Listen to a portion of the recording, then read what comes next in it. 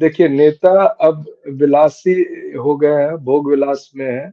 वो त्याग की भावना, सड़कों पर जाकर लड़ने की भावना, एसी से बाहर निकल कर लोगों के बीच में खड़े रहकर उनकी मांगों के समर्थन में अगर खड़े हुए और पुलिस लाठीचार्ज हुई तो उस लाठी को खाने की क्षमता लगता है धीरे-धीरे कम हो गई। रोजगार का प्रश्न है युवाओं का, जिसके जो अग्निवीर के माध्यम से राहुल गांधी ने भरोसा दिलाया था देश के लोगों को, देश के युवाओं को।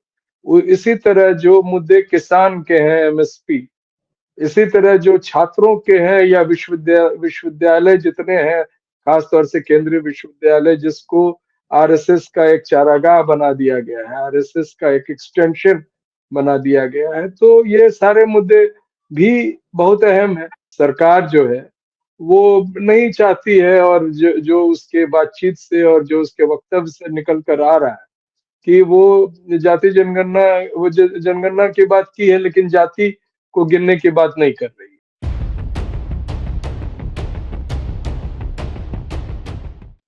आजकल हर जगह जाति जनगणना के सवाल पर आंदोलन हो रहे हैं, चाहे बहुजन बुद्धिजीवी हों, दलित बुद्धिजीवी हों, नेता हों, सभी लोग जो है जाति जनगणना की मांग कर रहे हैं, मांग उठा रहे हैं। अभी पिछले ही दिनों कॉन्स्टिट्यूशन क्लब में एक बहुजनों का एक संगठन था, जहां पर बातचीत हो रही थी जाति जनगणना किया जाए और उससे क्या फायदे होंगे, क्या नुकसान होगा। इसी कार्यक्रम में प्रोफेसर सूरज मंडल जी भी बोले कि जाति जनगणना क्यों जरूरी है। वहीं पर प्रोफेसर रतन लाल जी ने एक सवाल खड़ा किया, जाति जनगणना तो ठीक, लेकिन जिस आबाद गति से, निर्बाध गति से वर्तमान सरकार संस्थानों का निजीकरण कर रही है, जब संस्थान ही नहीं बचेंगे तो भागीदारी कहाँ और कैसे? बड़ा सवाल उन्होंने खड़ा कर दिया है।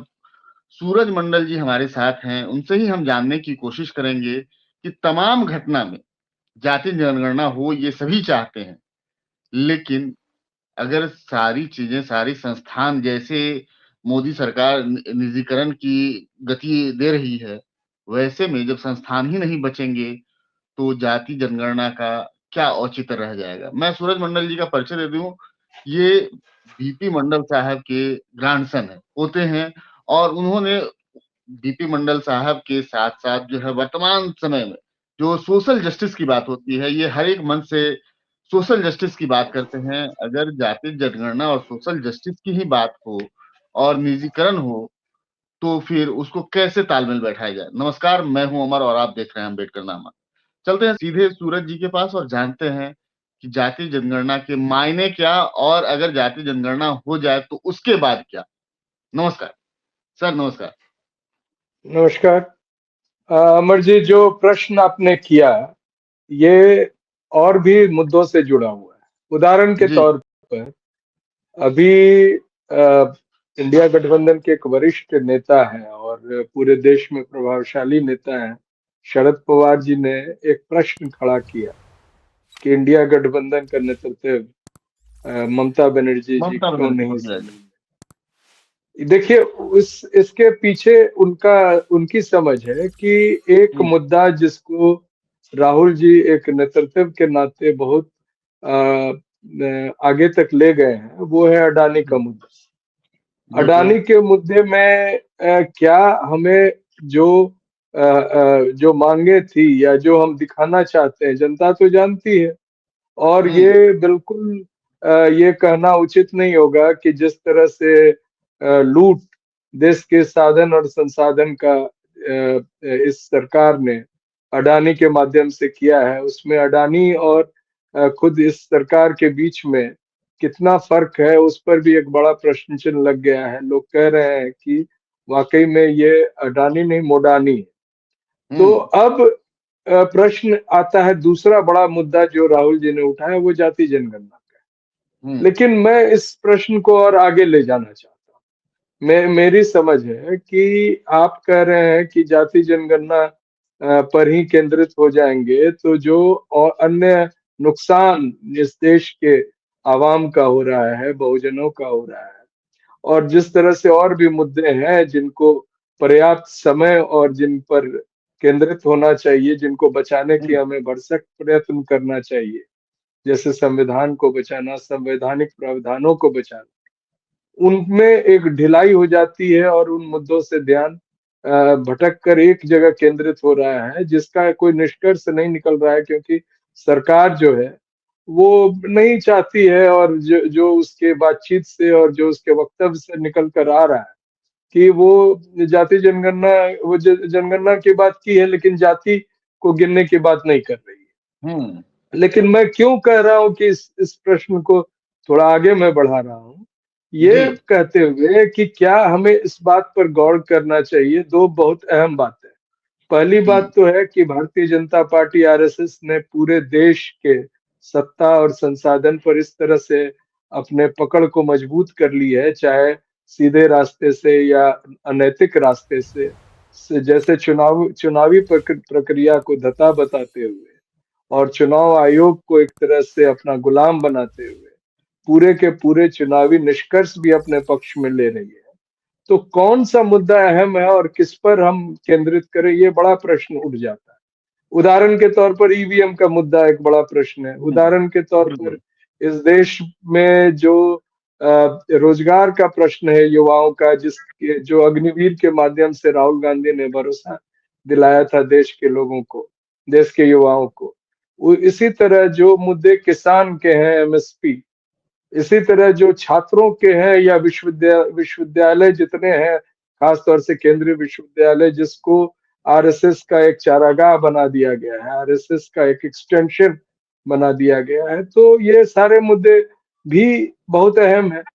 लेकिन अब प्रश्न उठता है कि हम अपने नेतृत्व से पूछें, हम राहुल जी से पूछें और तमाम विपक्ष के नेताओं से हमें पूछना चाहिए, सवाल खड़ा करना चाहिए कि आपने किन मुद्दों पर आपने इश्यू को क्लिंच किया या उनका निष्कर्ष एक जिस दिशा में हम लोग चाहते थे उस दिशा में ले गए। उदाहरण के तौर पर अभी देखिए, मुसलमानों के लिए वक्फ बोर्ड का कानून जो है उसमें परिवर्तन करके एक तरह से उनकी भी संपत्ति को लूटने की साजिश की गई, और राहुल हम्म। जी ने जोरदार इसका विरोध किया हाउस में, और कहा गया कि अब जो है सो वो ठंडे बक्से में चला गया, ज्वाइंट पार्लियामेंट्री कमेटी में चला गया, अब ये कानून लौट के आएगा नहीं सरकार में, लेकिन वो आ रहा है। इसी हम्म। तरह अभी बीजेपी ने एक तरह से जुमला जो उनका था, और इस जुमले में बहुत कुछ छुपा हुआ है कि वन नेशन वन इलेक्शन की बात कही। अब हम्म। वन नेशन वन इलेक्शन की बात हवा में नहीं कही जा रही है। कहा जा रहा है कि 16 तारीख को संसद में इसके संशोधन के लिए या इस बिल को पेश मिला किया है। जाए। जी। और इस बिल को पेश जब किया जाएगा तो इस बिल को कैसे पास कराते हैं, कैसे उनके पास नंबर आ जाता है, वो बड़ी बात नहीं है, वो आ भी जाएगा।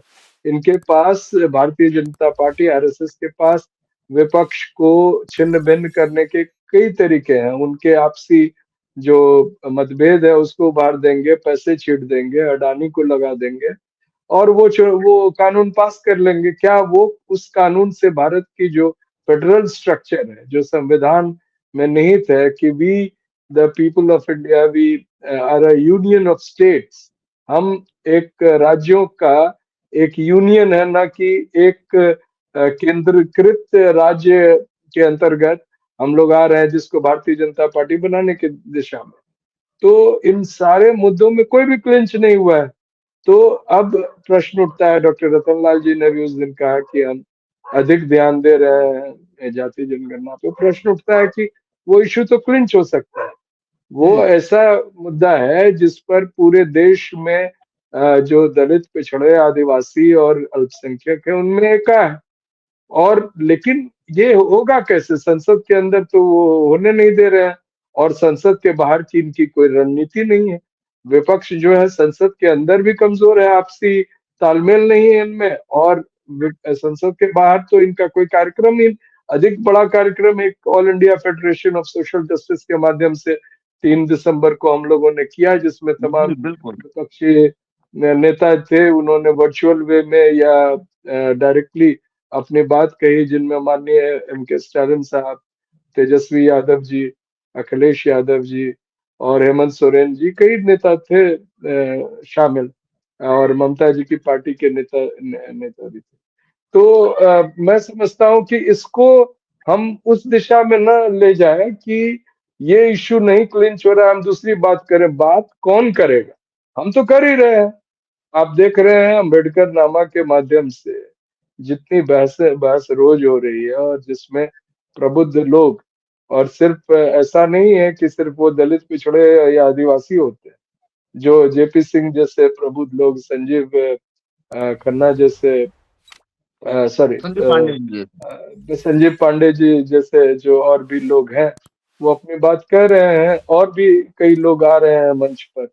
इसी तरह दूसरे यूट्यूब चैनल्स पर भी चर्चाएं हो रही हैं। तो हम उन चर्चाओं से पीछे कहाँ हट रहे हैं, लेकिन क्या हमारे पास वो ताकत है? मैं बार बार प्रार्थना कर रहा हूँ, और पुनः आपके माध्यम से, अम्बेडकर नामा के माध्यम से, मैं सिर्फ देश की जनता नहीं, बहुजन नहीं, हमारे नेताओं को, खासतौर से विपक्ष के नेताओं से आग्रह कर रहा हूँ कि एक दिन वो सड़क पर आने का एक कॉल दे, और उसका निष्कर्ष देखें। एक इशू क्लिंच होगा, उसके साथ साथ दूसरे मुद्दे भी क्लिंच हम कर पाएंगे। संसद के अंदर ये संभव नहीं लग रहा है। जी अमर जी। सूरज सर, सबसे बड़ी बात है वर्तमान समय में अगर देखें तो तमाम जवाबदेही या जिम्मेदारी देश परिवर्तन की, व्यवस्था परिवर्तन की, या भ्रष्टाचार की, तमाम मुद्दे, शिक्षा में हो, रोजगार में हो, जाति जनगणना का सवाल हो, या और भी कई सवाल, क्या सारी जवाबदेही जो है बुद्धिजीवियों की है, एक्टिविस्टों की है? क्या हमारे जो विपक्षी नेता हैं उनकी कोई जवाबदेही नहीं है? सदन में बोलेंगे, मान लिया वो सदन में बोल रहे हैं, लेकिन सड़क पर कौन बोलेगा? मैं एक उदाहरण देना चाहता हूं कि जब अन्ना हजारे ने आंदोलन किया, आरएसएस सपोर्ट बैक्ड रहा, बीजेपी बैक्ड रहा, व्यवस्था परिवर्तित हो गई। उस दौरान जो है तमाम बीजेपी के नेता टमाटर लेकर, सिलेंडर लेकर सड़कों पर रहते थे। तमाम मुद्दे थे। वर्तमान में भी वैसे ही मुद्दे हैं, हजारों मुद्दे हैं। अगर अखिलेश यादव जी अगर सिलेंडर के दाम को ही लेकर सड़क पर उतर जाए कि हम अनशन करेंगे, सिलेंडर का दाम उत्तर प्रदेश में नहीं हम ये होने देंगे, उधर बिहार से तेजस्वी यादव जी हो जाए और कई तमाम नेता, राहुल गांधी जी आए, हम कास्ट सेंसस के लिए सड़क पर रहेंगे, सदन में नहीं रहेंगे, सड़क पर भी रहेंगे, तो क्या सरकार और जनता का साथ नहीं मिलेगा? क्या ये इनको या फिर बुद्धिजीवियों के जिम्मे ही छोड़ दिया गया है कि आप हमारे लिए फील्ड तैयार कीजिए, हम चुनाव लड़ेंगे, चुनाव जीतेंगे और सत्ता का सुख लेंगे? जी सर। देखिए, हम अपने जो हमारी दायित्व है, हमारी ड्यूटी है, और हम लोग देश के प्रति, समाज के प्रति जो हम लोगों की सोच है, सकारात्मक सोच है, उसके उससे पीछे तो हम लोग नहीं हट रहे। अब प्रश्न बिल्कुल। उठता है कि नेताओं को क्या करना चाहिए। नेता, देखिए, नेता अब विलासी हो गए हैं, भोग विलास में है। वो त्याग की भावना, सड़कों पर जाकर लड़ने की भावना, एसी से बाहर निकलकर लोगों के बीच में खड़े रहकर और उनकी मांगों के समर्थन में अगर खड़े हुए और पुलिस लाठीचार्ज हुई, तो उस लाठी को खाने की क्षमता लगता है धीरे धीरे कम हो गई। तो यह बड़ा प्रश्न तो है। आप जो कह रहे हैं, आपको पता होगा कि जब न्याय यात्रा के दौरान राहुल जी प्रतापगढ़ में एक भाषण दिए थे कि देश की 73% जनता सो रही है। उसके बाद जब हम्म। हम लोगों की मुलाकात राहुल जी से हुई थी, तो मैंने उनसे पूछा था कि आप कैसे जानते हैं देश की 73% जनता सो रही है? आपने हम्म। क्या कोई कॉल दिया?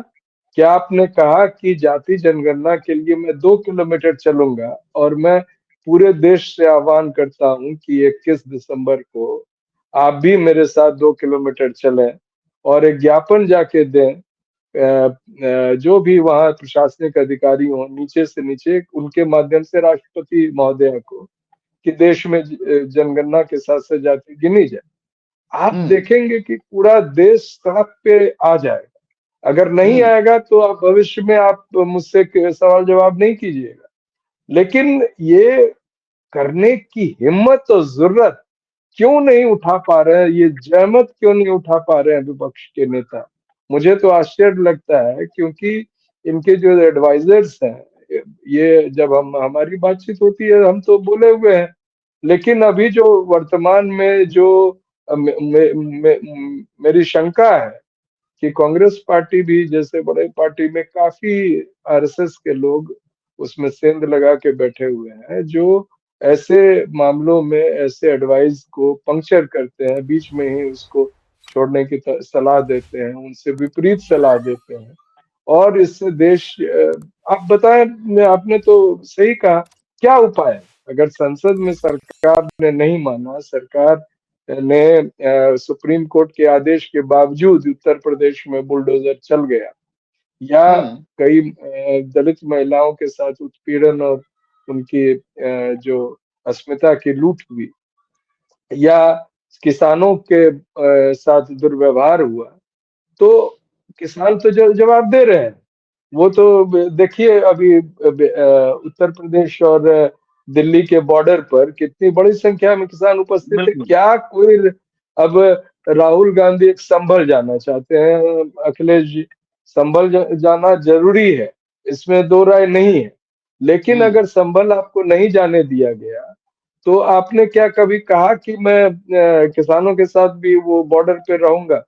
या क्या हो सकता है किसान बोले कि हमें राजनीतिक हस्तक्षेप नहीं चाहिए, तो कोई बात नहीं। जिस तरह से उत्तर प्रदेश में बेरोजगार युवाओं पर लाठीचार्ज हुआ था, और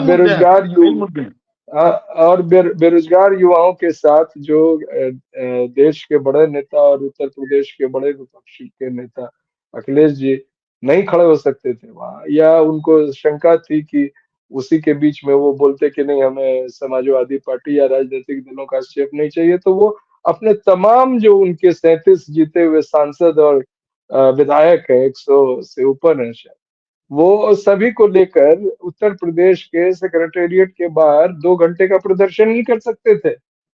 सभी विधायकों को और सांसदों को यह निर्देश रहता कि माननीय अखिलेश जी के साथ खड़े रहे, और आप देखते कि क्या उसका प्रभाव होता है, जनता में हौसला बढ़ता है।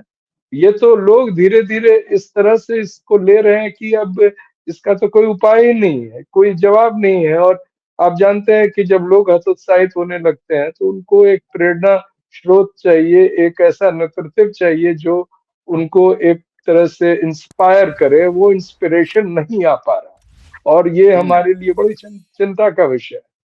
जी सर, यहाँ यही बिल्कुल यही सवाल है, यही बात है कि तमाम मुद्दों को लेकर अगर राहुल गांधी की ही बात करें तो तकरीबन 2 दशक से वो भी सांसद रहे हैं, और 4 दशक से देश की राजनीति को देख रहे हैं। 2 दशक से, सॉरी, मैं 4 दशक कह दिया, मतलब चौथी या पांचवी बार जो है वो सांसद हैं। इसके बावजूद भी अंदर खाने, विद इन द पार्टी, वो अपनी बातों को नहीं जोड़ पा रहे हैं, नहीं बातों को रख पा रहे हैं। राहुल गांधी क्या कह रहे हैं, वो कितने ईमानदार हैं, मैं उनकी ईमानदारी पर सवाल नहीं उठा रहा हूं, बिल्कुल ही नहीं उठा रहा हूं। लेकिन क्या उनकी लेगेसी वाले, उनके नीचे के नेता, क्या उनकी ही बात को दोहरा पा रहे हैं जो जो दिल्ली में? और यही बात रही अगर, और दूसरी बात, सामाजिक न्याय की जब बात कर रहे हैं, राहुल गांधी हर मुद्दे पर, हर स्टेज पर सामाजिक न्याय की बात कर रहे हैं। क्या विद इन द पार्टी सामाजिक न्याय हो पा रहा है? क्या उस ढंग से प्रतिनिधित्व मिला है जितनी पार्टी वर्कर्स हैं, वर्किंग कमिटीज हैं, उन सब में? नहीं, वो देखिए, वो तो हम इसके पहले भी आप थे उस सभा में, कॉन्स्टिट्यूशन क्लब में, जब मैंने कहा कि कथनी और करनी में समानता होनी चाहिए। कांग्रेस पार्टी ने रायपुर में अधिवेशन में एक घोषणा की थी कि उनके तमाम स्तरों पर जो उनके पद हैं या उनके जो संगठन में जो जगह है, वो दलित, पिछड़े, आदिवासी, महिलाएं और कमजोर वर्ग के लोग, अल्पसंख्यकों को वो रखेंगे। कम से कम एक उचित प्रतिशत में रखेंगे, जो नहीं पूरा हुआ है। नहीं पूरा हुआ है वो अलग बात है। दूसरी बात है, अहम बात है कि उनके सामाजिक न्याय से जुड़ी हुई बातें कांग्रेस पार्टी के अंदर जो एक सवर्ण मानसिकता, मनुवादी मानसिकता के लोग हैं, उनको ये पच नहीं रही है। वो कई बार वो प्रयास करते हैं, एक वो ग्रुप ऑफ 31 बनाए जो राहुल गांधी से लोहा लेंगे, ये करेंगे। लेकिन राहुल गांधी को याद रखना चाहिए कि श्रीमती इंदिरा गांधी इससे भी बड़े चुनौती की सामना की थी। उस समय जो पार्टी का सिंडिकेट था, यानी कि मोरारजी भाई देसाई और भी जो बड़े नेता थे, उनके भावनाओं और उनकी इच्छाओं के विपरीत जब उन्होंने नेतृत्व को संभाला, तो उन्होंने सीधे सीधे घोषणा की कि बैंकों का राष्ट्रीयकरण किया जाएगा, प्रिवी पर्स को समाप्त किया जाएगा, किसानों को जमीनें दी जाएंगी, दलितों के लिए विश्वस्तरीय कार्यक्रम, बाद में इमरजेंसी के दौरान भी उन्होंने घोषणा की थी, और वो तुरंत कनेक्ट की लोगों से। ये देखिए, अभी अलग एक विडंबना है कि जो चुनावी प्रक्रिया है उसमें कई सारी घालमेल हो रही है, लेकिन फिर भी अगर किसी व्यक्ति को, किसी नेता को एक निश्चित मात्रा में बढ़त मिलती है वोट में, तो उसको चाहे वो मशीन के माध्यम से या किसी के माध्यम से उसको हराया नहीं जा सकता। हाँ, थोड़ा बहुत अंतर होता है तो उसमें ये लोग घालमेल तो कर मैनेज देते कर दिया जाता है। हैं। जी, तो मैं ये मेरी विनती है राहुल जी से, अगर वो सुने मेरी बात, कि अगर आपको पार्टी के अंदर नहीं समर्थन मिल रहा है, तो आपकी बातों को देश की जनता सुन रही है, मान रही है और उसका समर्थन भी कर रही है। आप एक बार बाहर निकल के तो देखें। जरूरी बिल्कुल। थोड़ा ही है कि कांग्रेस पार्टी के दफ्तर में लोग पहुंचेंगे। आप जहां पहुंचे, और मैं आज उनको एक पुनः एक निमंत्रण देता हूं कि 21 दिसंबर आने वाला है, अगले अगले शनिवार, इस शनिवार को आप रिकॉर्ड कर रहे हैं 14 तारीख को, वो एक जी। कॉल है कि पूरे देश में 2 किलोमीटर की यात्रा हो जाति जनगणना के पक्ष में और ईवीएम के विरोध में, और 2 ज्ञापन प्रत्येक पंचायत से लेकर जिला स्तर तक जो अधिकारी हैं उनके माध्यम से राष्ट्रपति महोदया को दिया जाए, जिस ज्ञापन में सिर्फ इतना लिखा हो कि हम ईवीएम का विरोध करते हैं या हम जाति जनगणना में जाति का समर्थन करते हैं। उसका एक कॉपी भी हम लोग आपके माध्यम से, अम्बेडकर नामा के माध्यम से या अन्य सोशल जो ये है प्लेटफॉर्म है चैनल्स उनके है माध्यम से हम लोग सर्कुलेट उन करेंगे। सर्कुलेट कर देंगे। अगर वो कॉल दे दे तो देखिए क्या होगा। अगर और आज मैं दावा कर रहा हूं कि दोनों मुद्दे हम लोग जीतेंगे, क्लिंच करेंगे। तो मेरी विनती है आपके माध्यम से कि इसको बिल्कुल वो देखें। जी, सर, सवाल घूम फिर कर वहीं आ जा रहा है। जब अपने जो भी हमारे नेता हैं, जो विपक्षी नेता की, तमाम विपक्षी दलों की नेता की बात कर रहा हूं मैं, केवल राहुल गांधी की ही बात नहीं कह रहा हूं, तमाम विपक्षी नेताओं की, चाहे वो देश के स्तर पर हो, चाहे राज्य के स्तर पर हो, हर स्तर पर वो अपनी आराम तलबी को छोड़कर जनता के मुद्दे से, जनता से जब तक कनेक्ट नहीं करेंगे, जनता के मुद्दों को लेकर सड़क पर नहीं आएंगे, तब तक जो है केवल ये एक खोखली बात होगी, वोट लेने और वोट से इधर उधर करने की बात होगी कि आप हमको चुनाव जिताइए उसके बाद करेंगे। आप ईवीएम से ही अगर चुनाव हो रहा है तो आप जानते हैं कि चुनाव का परिणाम क्या होगा। उसके बावजूद भी आप ईवीएम की लड़ाई नहीं लड़ रहे हैं, और उसका दायित्व जो है केवल और केवल सामाजिक कार्यकर्ताओं, एक्टिविस्टों के जिम्मे छोड़कर जो है आप बहुत बड़ा क्रांतिकारी परिवर्तन नहीं ला सकते हैं। उसके लिए आपको सड़क पर एक उतरना पड़ेगा। जनता आपके साथ में एक है, लेकिन जनता को एक नेता आप तो चाहिए ही। एक एक टिप्पणी आखिरी में मैं करना जी चाहता जी हूँ, जी आप जी, इससे बिल्कुल। पहले वाइंड अप करें। जी, हम्म देखिए, उत्तर प्रदेश में लोकसभा चुनाव के दरमियान अखिलेश जी की पार्टी को काफी समर्थन मिला, और तीन हम्म चार सीट्स ऐसे थे जहां प्रशासनिक समझिए मैनिपुलेशन के कारण वो सीट समाजवादी पार्टी को नहीं दिया गया, अन्यथा वो सीटें समाजवादी पार्टी की थी। कहने का हम्म मतलब है कि 38-39 से बढ़कर ये संख्या जो है उनकी जीत की 45 तक जा सकती थी।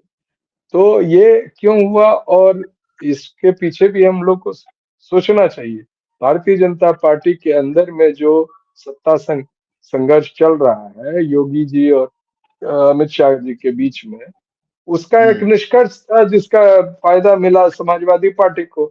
अब जो है आरएसएस ने कमाल संभाली, और थोड़े ही दिनों के बाद ये उपचुनाव जो हुए, उसमें क्या स्थिति रही समाजवादी पार्टी की।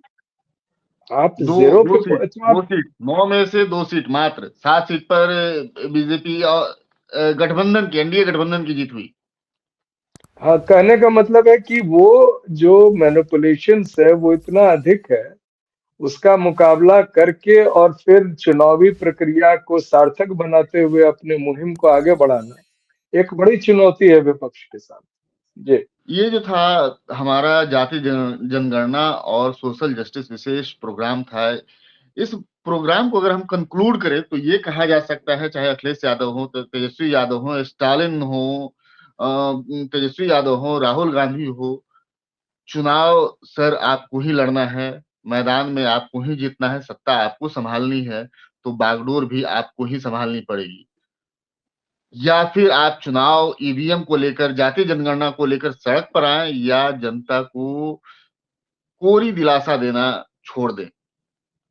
बीजेपी सरकार जो काम करना चाहती है, वो काम ईमानदारी से कर रही है, चाहे वो धनबल हो, चाहे तंत्र हो, हर चीज़ वो अपने साथ से, अपने हिसाब से उसका वो मैनिपुलेशन कर रही है, उसमें कहीं कोई रोक-टोक नहीं है और ना उस रोक-टोक का विरोध करने के लिए विपक्ष ने ऐसा कहीं दम दिखाया है सड़कों पर। जब तक आप सड़कों पर दम ना दिखाएँगे, जनता का आप पर विश्वास होगा, ना आप जनता पर भरोसा कर पाएँगे। ये दो तरफ़ा होता है, नेता मैदान में आए तो जनता आ ही जाती है और अगर नेता मैदान में ना आए तो जनता घर में सो ही रहती है। इन सब मुद्दों को लेकर जाति जनगणना के सवाल के साथ-साथ व्हाट नेक्स्ट? अगर निजीकरण पर आप नहीं बोल रहे हैं, नहीं रोक रहे हैं और संसाधनों का बिकवाली इसी तरह हो रही है, तो आगे आने वाले समय में इस 25 में ही नहीं, अगर 30 में भी जातीय जनगणना हो भी जा रही है, तो आपके पास संसाधन ही नहीं बचेंगे, जहाँ पर भागीदारी और हिस्सेदारी सुनिश्चित की जा सके। देखते रहिए, बने रहिए हमारे साथ अम्बेडकर नामा। हमारे चैनल को लाइक कीजिए, शेयर कीजिए, सब्सक्राइब कीजिए। बहुत-बहुत धन्यवाद। धन्यवाद सूरज सर।